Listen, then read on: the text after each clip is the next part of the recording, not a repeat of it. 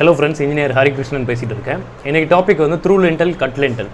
So through lintel போகலாமா நம்ம பில்டிங்க்கு இல்லை வந்து கட் லிண்டல் போடலாமான்றதை பற்றி தான் நம்ம வந்து இன்றைக்கி டிஸ்கஸ் பண்ண போகிறோம். டாபிக் உள்ள போகிறதுக்கு முன்னாடி லிண்டல்னால் என்னன்னு சொல்லி பேசிக்கான எக்ஸ்ப்ளனேஷன். லைக் வந்து ஒரு நம்ம வீடு கட்டும்பொழுது வாசக்கால் வைப்போம். வாசக்கால் யூஸ்வலாக வந்து 7 அடி இருக்கும், சில இடங்களில் 8 அடி கூட வைக்கிறாங்க. ஸோ இப்போதைக்கு 7 அடி வாசக்கால். ஜன்னல் பார்த்தீங்கன்னா அந்த வாசக்காலோட டாப் லெவலில் மேட்ச் பண்ணி கீழே வந்து எவ்வளோ நாளும் பெருசுப்படுத்தியிருப்பாங்க. ஸோ இதுதான் வந்து யூஸ்வலாக பண்ணுறது ஒரு நார்மல் ரெசிடென்ஷியல் பில்டிங் ஃப்ளாட்ஸில். ஸோ இந்த விண்டோ அந்த வாசக்கால் வச்சாச்சு. அது 7 அடி லெவல். நம்ம ரூஃப் வந்து யூஸ்வலாக வந்து 10 அடி 10 அடி 11ன்னு சொல்லிட்டு இருக்கும். ஸோ அந்த வாசக்கால் வச்சதுக்கப்புறமும் நடுவில் வந்து ஒரு சின்ன கேப் இருக்கும். ஸோ அதில் வந்து பிரிக் ஒர்க் பண்ணுவோம். அந்த பிரிக் ஒர்க் லோடு வந்து நம்மளுக்கு வந்து அந்த வாசக்கால் மேலே வந்து இறங்கும் அப்படியே டைரெக்டாக. ஸோ அது இறங்காமல் இருக்கணும், வாசக்கால் உடையாமல் இருக்கணும், இந்த ஜன்னல் உடையாமல் இருக்கணுன்றதுக்காக நம்ம குறுக்கில் கொடுக்கக்கூடிய ஒரு ஸ்ட்ரக்சரில் ஆர்சிசி மெம்பர் தான் வந்து லிண்டல் சொல்லிட்டு சொல்கிறோம். இந்த லிண்டலோட வேலை என்னன்னு சொல்லி பார்த்தீங்கன்னா, மேலேருந்து வரக்கூடிய லோடை வந்து ஈவனாக வந்து அந்த வாசக்கால் மேலே இறங்காமல் லெஃப்ட் அண்ட் ரைட்டில் வந்து டிஸ்ட்ரிபியூட் பண்ணி பிரிக் ஒர்க்கில் வந்து இறங்க வைக்கும். ஸோ யூஸ்வலாக ஒரு ஜென்ரலான கான்செப்ட் என்னென்னா, ஒரு ஓப்பன் இருந்ததுன்னா அந்த ஓப்பனுக்கு மேலே பிரிக் ஒர்க் வரணும் அப்படின்னா அதுக்கு மேலே எப்படி பிரிக் ஒர்க் பண்ணுவோம், குறுக்கில் வந்து ஏதாவது ஒரு சப்போர்ட் வைக்கணும். ஸோ அந்த சப்போர்ட்டு தான் லிண்டல் சொல்லிட்டு சொல்கிறோம். அந்த சப்போர்ட் என்ன பண்ணணும்னா பக்கத்தில் இருக்க பிரிக் ஒர்க்கில் வந்து யூனிஃபார்ம் லோட் டிஸ்ட்ரிபியூஷன் இருக்கும். ஸோ இதுதான் வந்து ஒரு லிண்டலோட எக்ஸ்ப்ளனேஷன். ஸோ இப்போ நம்மளுக்கு வந்து கட் லிண்டல் வந்து பெஸ்ட்டாக இல்லை த்ரூ லிண்டல் பெஸ்ட்டான்றதை பற்றி நம்ம வந்து பார்க்கலாம். யூஸ்வலாகவே வந்து லோட் பீரிங் ஸ்ட்ரக்சர்ஸ் இருக்கும். அந்த லோட் பீரிங் ஸ்ட்ரக்சரில் பார்த்தீங்கன்னா யூஸ்வலாக காலம்ஸ் எதுவும் இருக்காது. ஸோ அந்த மாதிரி இடங்கள் என்ன பண்ணுவாங்கன்னா த்ரூவாக வந்து ஒரு லிண்டல் போடுவாங்க. இது எதுக்காகனா யூனிஃபார்மாக டிஸ்ட்ரிபியூஷன் லோடு இருக்கணுன்றதுக்காக 7 ஃபீட்டில் வந்து பண்ணியிருப்பாங்க. ஓல்டு பில்டிங்ஸ் எல்லாமே பார்த்தீங்கன்னா மோஸ்ட்லி வந்து அந்த 7 அடி லெவலில் வந்து த்ரூ லிண்டல் இருக்கும். ஸோ நானே ஒரு எக்ஸாம்பிள் காட்டுறேன். ஸோ இந்த ஒரு ஹவுஸ் வந்து 20 வருஷம் ஓல்டு ஹவுஸ். இப்போ நீங்கள் காட்டுற இடத்துல பார்த்தீங்கன்னா அங்கே வந்து ஒரு வால் ரிமூவ் பண்ணி எடுத்திருக்கோம். மேலே வந்து அந்த த்ரூ லிண்டல் இருக்கிறதுனால அது ஹோல்ட் பண்ணுது. அண்ட் இங்கே பார்க்குற அந்த என்ட்ரன்ஸ் கிட்டேயும் ஒரு ஓப்பனிங் வந்து க்ரியேட் பண்ணியிருக்கோம், அகலமாக்கியிருக்கோம். ஸோ மேலே இருக்க அந்த ஒரு பர்டிகுலர் லிண்டல் தான் வந்து இந்த மாதிரி வந்து நமக்கு தேவையான வால்ஸை ரிமூவ் பண்ணுறதுக்கு ஹெல்ப்ஃபுல்லாக இருக்குது. ஸோ இப்போ இது கட்டும்பொழுது அவங்க வந்து சப்போஸ் அந்த லிண்டல் இல்லாமல் பண்ணியிருந்தாங்க அப்படின்னா இன்றைக்கி நாங்கள் ரெனோவேட் பண்ணும்போது அந்த வால் எடுத்திருக்க முடிஞ்சிருக்காது.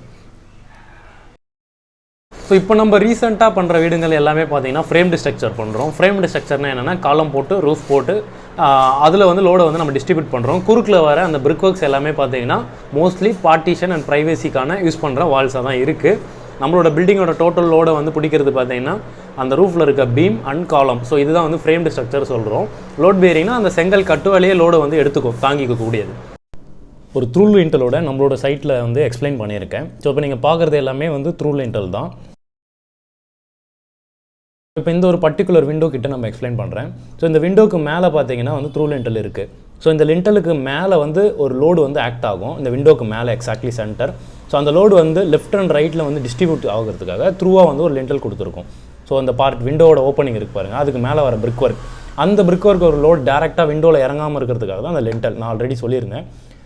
ஸோ இந்த லெஃப்ட் சைடில் இருக்க வால் இருக்குது பாருங்கள், இந்த வாலோட லோடு வந்து கீழே வந்து 45 டிகிரியில் வந்து ஒரு கிராக் வந்து ஜன்னலோட கார்னரில் டெவலப் பண்ணும் அந்த லோடுனால. ஸோ அந்த லோடு டிஸ்ட்ரிபியூட் பண்ணுறதுக்கு தான் கீழே வந்து அந்த சில் காங்கிரீட் வந்து கொடுக்குறோம். ஸோ இதுதான் வந்து லிண்டல் அண்ட் சில்லோட வேலை.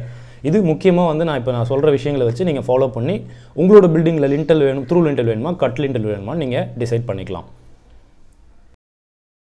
மோஸ்ட்லி இப்போ பண்ணுற ஸ்ட்ரக்சர்ஸ் பார்த்தீங்கன்னா ஃப்ரேம்டு ஸ்ட்ரக்சர் 2 விதமாக பண்ணுவாங்க. அந்த 2 விதத்தில் ஒன்று வந்து இப்போ இதுவே வந்து ஒரு 3 மாடி 4 மாடி பில்டிங் அந்த மாதிரி இருக்குது அப்படின்னா ஃபஸ்ட்டு என்ன பண்ணுவோம், காலம் போடுவோம், அதுக்கப்புறம் பீம் அண்ட் ரூஃப் போடுவோம், அதுக்கு அடுத்த ஃப்ரேம். ஸோ இந்த மாதிரி வந்து ஒரு செட்டாக போகும். அதுக்கப்புறம் பிரிக் ஒர்க் பண்ணுவோம். ஸோ இது ஒரு மெத்தட். இந்த மெத்தடில் வந்து நீங்கள் த்ரூ லிண்டல் போட்டிங்கன்னா காலமில் கனெக்ட் பண்ண முடியாது. ஏன்னா காலம் ஆல்ரெடி போட்டிருப்பீங்க. ஸோ போடுற லிண்டல் எல்லாமே காலம் கிட்ட வரைக்கும் கொண்டு போய் நிறுத்தி தான் வைக்க முடியும்.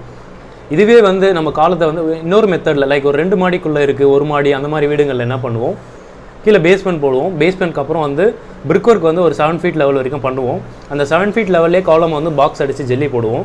ப்ளஸ் லிண்டல் வந்து த்ரூவாக அந்த காலமில் கனெக்ட் பண்ணுவோம். ஸோ அந்த கேஸில் வந்து உங்களுக்கு காலமில் வந்து பர்ஃபெக்டாக வந்து பைண்ட் ஆகும் இந்த த்ரூ லிண்டல். ஸோ இப்போ நம்ம வந்து கட் லிண்டல் போடலாமா இல்லை த்ரூ லிண்டல் போடலாமான்ற கேள்விக்கு வருவோம்.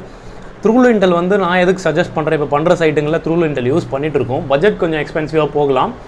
பட் த்ரூ லிண்டல் போடுறதுனால வந்து ஏர் கிராக்ஸ் வருது வந்து கொஞ்சம் கம்மியாகுது. எதனால் ஏர் கிராக் வருது பார்த்தீங்கன்னா அது வேரியஸ் ரீசன்ஸ் இருக்குது. பட் ஒரு ரீசன் என்னென்னா, பீம் நம்ம போடுறோம், அந்த பீமை வந்து பிரிக் ஒர்க் மேலே வந்து அடித்து போடுவோம். கட்டுவால கொண்டு போயிட்டு அதுக்கு மேலே ரூஃப் அடிக்கும் பொழுது. ஸோ இந்த மாதிரி பண்ணும்போது அந்த பீம் வந்து லைட்டாக டிஃப்ளெக்ஷன் இருக்கும். ஒரு 1 mm ஒரு 2 mm டிஃப்ளெக்ஷன் ஆகும். இந்த டிஃப்ளெக்ஷன் ஆகும் பொழுது இந்த பிரிக் ஒர்க்கில் வந்து ஒரு கிராக்கை வந்து டெவலப் பண்ணும். ஸோ இதுவே குறுக்கில் வந்து ஒரு த்ரூ லிண்டல் இருந்தது அப்படின்னா அந்த கிராக் வந்து ஃபர்தராக டெவலப் ஆகாது மோஸ்ட்லி. ஸோ அந்த த்ரூ லிண்டல் வந்து அந்த லோடு அக்செப்ட் பண்ணிக்கும். ஸோ அதனால் வந்து என்னோட கேஸில் வந்து நான் வந்து த்ரூ லிண்டலை வந்து சஜஸ்ட் பண்ணுறேன். இதே வந்து நீங்கள் வந்து ஃபஸ்ட்டு சொன்ன மெத்தட் மாதிரி காலம் போட்டு பீம் போட்டு ஸ்லாப் போடுறீங்க. ஸோ அந்த மாதிரி மெத்தட் பண்ணிவிட்டு அதுக்கப்புறம் பிரிக் ஒர்க் கொண்டு போயிட்டு முட்டுறீங்க அப்படின்னா நம்ம லாஸ்ட்டு முட்டும்பொழுது அந்த இடத்துல வந்து சிப்ஸ் வச்சு பேக் பண்ணுவோம். லாஸ்ட் ஒரு 1 இன்ச் ரூஃப் கிட்ட போகும்பொழுது. ஸோ அப்படி பண்ணும்போது உங்களுக்கு பெருசாக வந்து கிராக் வராது. அந்த இடங்களில் நீங்கள் கட் லிண்டல் யூஸ் பண்ணிக்கலாம். பிரிக் ஒர்க் போட்டு லிண்டல் அடித்து திரும்ப பிரிக் ஒர்க் பண்ணி அதுக்கு மேலே ரூஃப் அடிக்கிறீங்க அப்படின்னா கண்டிப்பாக வந்து கிராக் வரும். ஸோ அந்த இடத்துல கட் லிண்டல் போடாமல் த்ரூ லிண்டலை வந்து நீங்கள் ஃபாலோ பண்ணிக்கலாம். ஸோ இந்த வீடியோ வந்து கண்டிப்பாக உங்களுக்கு யூஸ்ஃபுல்லாக இருந்திருக்கும்னு நம்புகிறேன். லிண்டலை பற்றின ஒரு ஐடியா வந்து கண்டிப்பாக உங்களுக்கு கிடச்சிருக்கும். ஸோ உங்களோட ஃப்ரெண்ட்ஸுக்கு வீடு கட்டுற ஃப்ரெண்ட்ஸுக்கு கண்டிப்பாக ஷேர் பண்ணுங்கள். சிவில் ரிலேட்டட் வீடியோஸ் வந்து நிறைய விஷயங்கள் வந்து நம்ம சேனலில் போடுவோம். ஸோ ஃபாலோ பண்ணணுன்னா மறக்காமல் சேனலை வந்து சப்ஸ்கிரைப் பண்ணுங்கள். ஸோ ஃப்ரீ தான், நீங்கள் பண்ணலாம். ஸோ தேங்க்யூ ஃபார் வாட்சிங். பை.